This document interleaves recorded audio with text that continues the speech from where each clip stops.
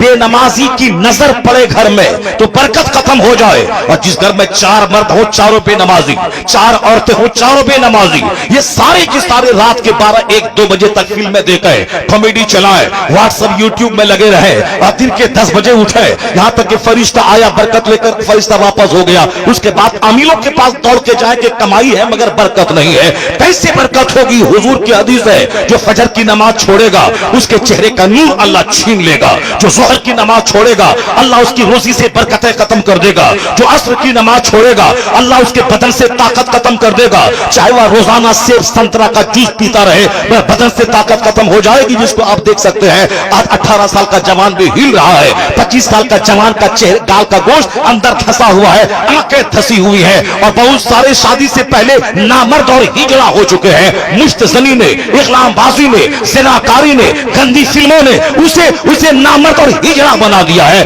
دوسرے کا کیا بگاڑے گا؟ جو پبجی گیم کھیلتا ہو، جو گندے مناظر دیکھتا ہو، وہ تو دوسروں کا نقصان تو بعد میں کرے گا، وہ اپنی صحت کا نقصان کرتا ہے، وہ اپنی جوانی کو تباہ کرتا ہے، وہ اپنی مستقبل کو برباد کرتا ہے۔ اس لیے مولوی تیرا دشمن نہیں ہے جو تجھے ان باتوں سے روک کر تجھ سے دشمنی کر رہا ہے۔ مولوی سے بڑا شبھ چنتک دنیا میں کوئی نہیں ہے۔ دوسرے آدمی کو تو گالی دے وہ تجھ سے بدلہ لیتا ہے، دوسرے آدمی کو مارنے کی بات کر وہ تجھ سے بدلہ لیتا ہے، لیکن اس دھرتی پر ایک گروہ ہے مولانا کا، اگر تو بولتا ہے مسجد سے میں نکال دوں گا مگر یہ جمعہ کے خطاب میں یہ نہیں بولتا ہے جاؤ تو جہنم میں بے وضو نماز پڑھا دوں گا، یہ نہیں بولتا ہے، یہ کہتا ہے تیرے گلے میں جو سونے کا لاکٹ ہے یہ پہننا حرام ہے، یہ جہنم جانے کا ذریعہ ہے، یہ ہاتھ میں جو سونے کی چین ہے یہ پہننا حرام ہے، یہ جو تو ایک وقت کی نماز چھوڑنا حرام ہے، تو اسے بھگانے کی بات کر رہا ہے یا تیرے جنت لے جانے کی بات کر رہا ہے، تو اسے مارنے کی بات کر رہا ہے یہ تجھے حرام و حلال کی بات کر رہا ہے۔ پتہ یہ چلا اصل میں شبھ چنتک خیر خواہ جسے کہتے ہیں،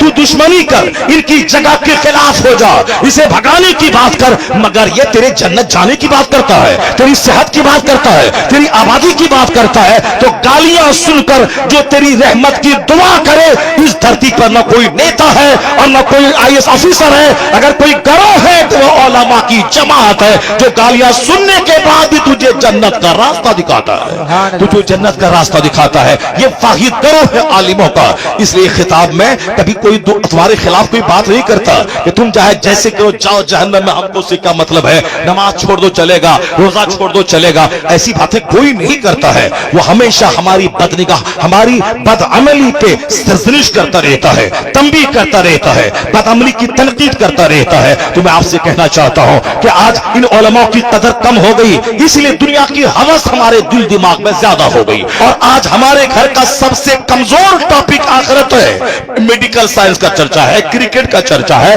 فلم کا چرچا ہے، ڈاکٹر بنانے کا چرچا ہے، الیکشن جیتنے کا چرچا ہے، زمین خریدنے کا چرچا ہے، صاحب شادی بیاہ کا چرچا ہے، اپنی بیٹی کو پڑھا لکھا کے ڈاکٹر بنانے کا چرچا ہے۔ کوئی اپنے گھر میں 1 منٹ بھی بیٹھ کر آخرت کی بات نہیں بولتا۔ کئی لاکھ مسلمانوں کی بیٹیاں مشرکوں کے ساتھ بھاگ گئی، اس کے ذمہ دار یہ باپ ہے جو اپنی بیٹی کو کبھی آخرت اور جنت اور ایمان کا مہتو نہیں بتایا، اپنی بیٹی کو صرف فلمی